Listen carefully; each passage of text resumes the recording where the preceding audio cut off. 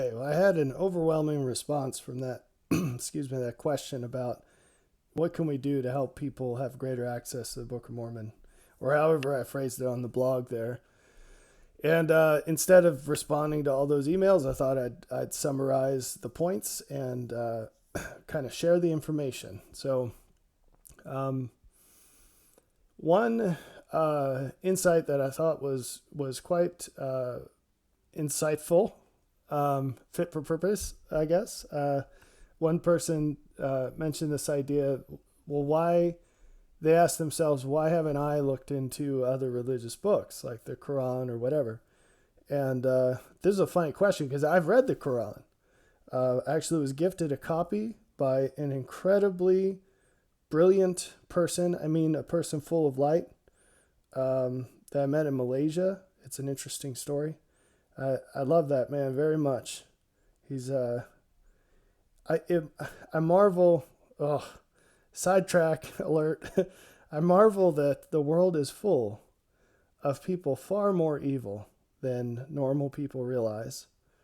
And yet, God is so merciful and sprinkling truly good people all over the place. And they're not common, but they're numerous enough.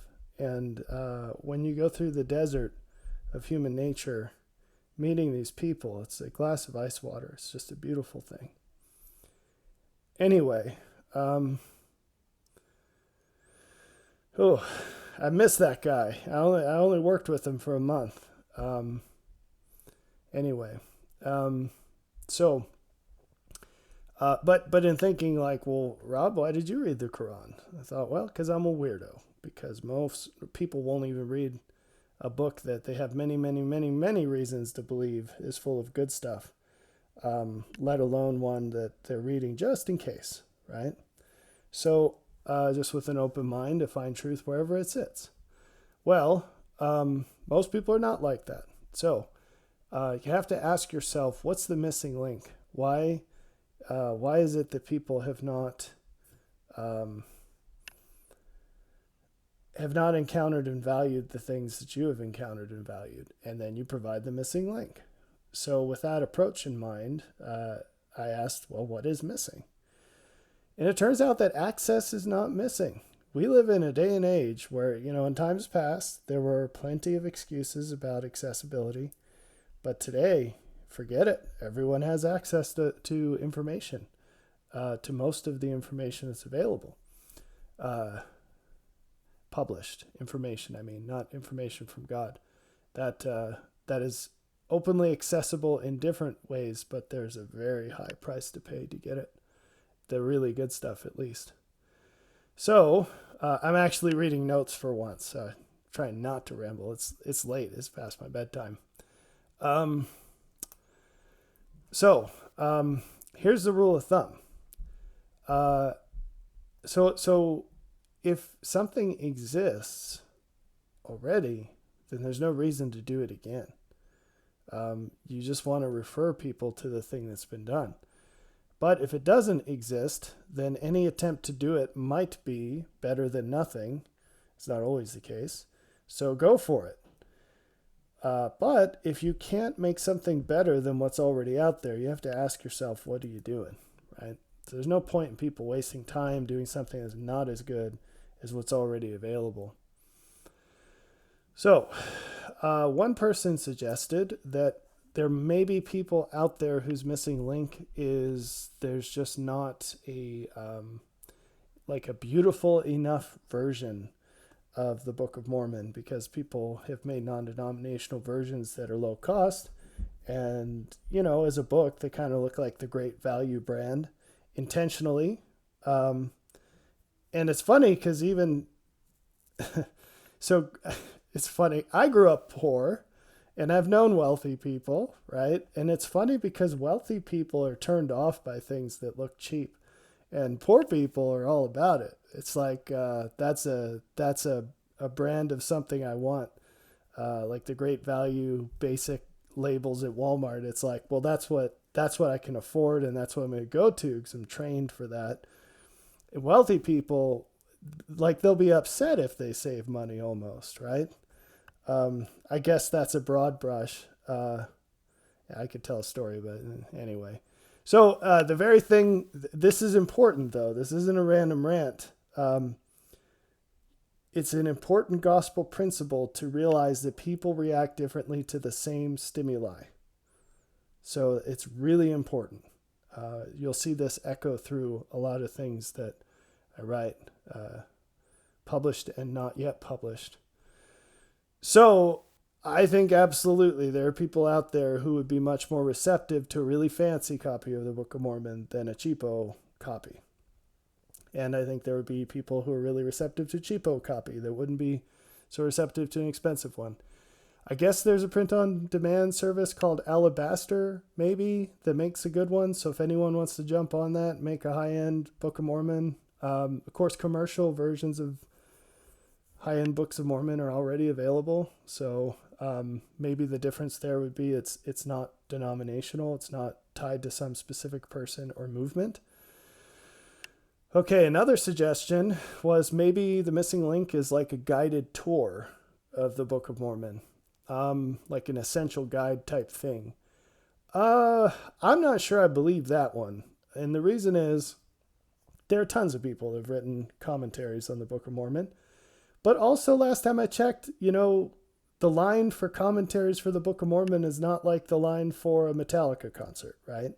It's like people aren't beating down the doors to get into that one.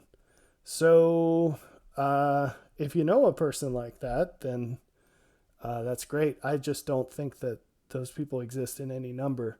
It's hard enough to find somebody who wants to read a book, let alone a book on a book. Like that's extra innings. That's an even higher barrier, I think. Okay, but here's a point that was pretty clear as I read these emails. I think we need to look at the idea of demonstrating big value in big things through demonstrating big value in little things. So what do I mean by that? You gotta chop it up. You gotta chop it up into little pieces.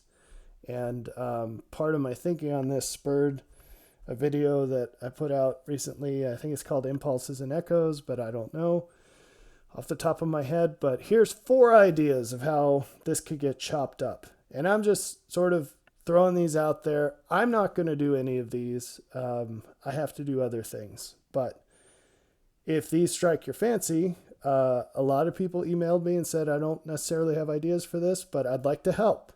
So if you end up doing any of this stuff, you would like me to, I'm happy to put you into contact with people or even just put out a post on the blog and maybe we can connect you guys up to do your own thing. But I call this the guerrilla gospel. It's just go out and do the things that you have the resources to do in the way you feel inspired to do them. But here's 4 specific ideas that might tickle your fancy. Idea number 1, a website where there are individual verses organized by topic. You see this sort of thing out there for the Bible. There isn't one for the Book of Mormon, as far as I know, that isn't denominational. So obviously the LDS Topical Guide. But we're talking about something much more specific and obviously not denominational. And I'll make a point on that in a second. And then another one is, I think somebody should make a website, maybe it could be the same website, where people can submit, and there could be an administrator who filters out the crazy stuff. People could submit really nicely done social media images, and the only rule is all you can put on there is a verse from the Book of Mormon. No comments. It can be pretty, it could be a picture and whatever, fancy fonts and whatever. But anyone could go there and just copy that and paste it on their social media. It'd be the easiest thing in the world to do.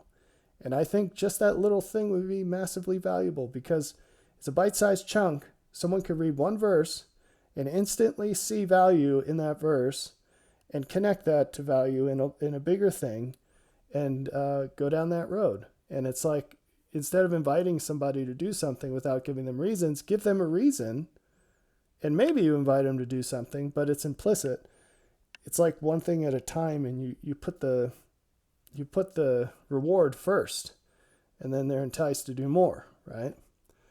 So, and if they don't find value in that, fine. I mean, the path ends there, right?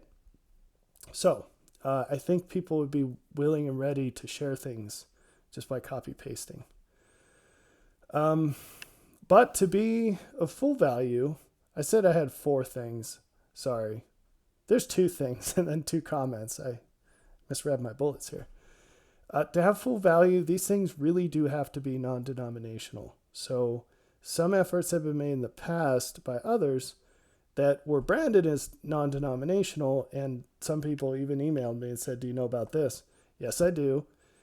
They're not non-denominational, folks. Like, if it's plastered with someone's opinion about stuff or extra things that come from a specific person or trademarks that are owned by specific people and described as such on the website, that is not a non-denominational site. That is the website of a church. And even if they don't brand themselves as that, that's exactly what it is. And if you believe in the Book of Mormon, you really shouldn't have been duped by that, because it says what churches are in the Book of Mormon. Anyway, you check that out.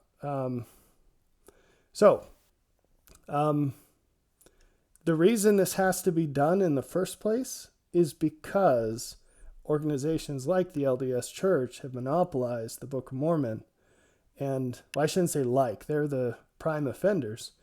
And, you know, I'm not harking on them too bad with this, because if you believe what they believe, then it makes sense that you would monopolize the Book of Mormon, because in that view, there's no way of disentangling them, right? If one's true, the other's true. That's a terrible logical fallacy. It's like saying if the Constitution is true, absolutely anything the U.S. government does is blessed by God. You know, I don't buy that. Do you? Anyway, but because they haven't made the Book of Mormon available to all in a way that's not inescapably tied to their church, and others have copied the same mistake, this is necessary. And that's also why I don't want to be personally involved, because I think it'd be great for there to be a resource out there that from the get-go says this is a nonpartisan thing, a non-denominational thing. The only thing we want to do is make the Book of Mormon more accessible to people that don't read it already. And there's no editorialization, there's no commentary, there's no tie to some church or person. It's just everyone can link to this and say, this has been done, it's been done well, no one else is going to do it better, let's just use this one. And then it can get promoted in the links, in the search engines. And like I said, there's a lot of people out there who are willing to help. But all that being said, here's the really big takeaway from reading those emails. The biggest lack is not accessibility to the text. And as you swim through things, you learn more and you grow and you realize things you didn't realize before. But one thing that's become super obvious to me is that the reason this is not out there is not because it's not easy to get to. And I believe that these 2 websites in particular would be very valuable. I think the equation's been solved for the printed copies, but the electronic sources I think could be a little better. But I think the really big difference would come through people. And I think it's the people that are lacking. And what do I mean by that? I mean actually believing what the book says, actually living according to what it says. And then, and only then, not that you should wait until then, but that these should all come together, actually broadcasting that. And doing so from an internal basis, like I was saying in that other video about impulses and echoes. And so what's an example of this? Go reread the story of Ammon and his brothers. So Ammon went, well, let's start with his brothers. His brothers went and they said, we're preaching the gospel. We're missionaries. We're preaching the gospel. And they went out and did the whole textbook missionary thing. And they got arrested and thrown into jail. And they would have died there if Ammon hadn't done something better. And what was the better way? He went to the king and he said, I'll be your servant. And, he's a prince. He was a prince of the opposing kingdom. And here he was, and he said, no, I'm just here to be your servant. And I'll stay here and be your servant till I die, maybe. We'll see. And then he actually, he went out and he lived what he believed to be true. And he ended up cutting off people's arms and whatever. But he showed that there was value in what he had in the context of what the people he wanted to teach could understand and already valued. They wanted their sheep to be safe, and they had been plagued by these bandits that no one could do anything about. And Ammon came and he cut their arms off, and they couldn't defeat him. So what better evidence of value do you need? And that's the kind of thing that we need to do. And if you're not living a life where you have evidence of God's power in your life, maybe you should make some changes. It's time. The time is short. It's time to live what you say you believe. So, I think very little can be done without addressing that problem. And I think a whole lot will be better as that problem is addressed. But I think these websites are a good idea. So thanks for sharing your thoughts on that. And thanks for watching this video that was way too long. See ya.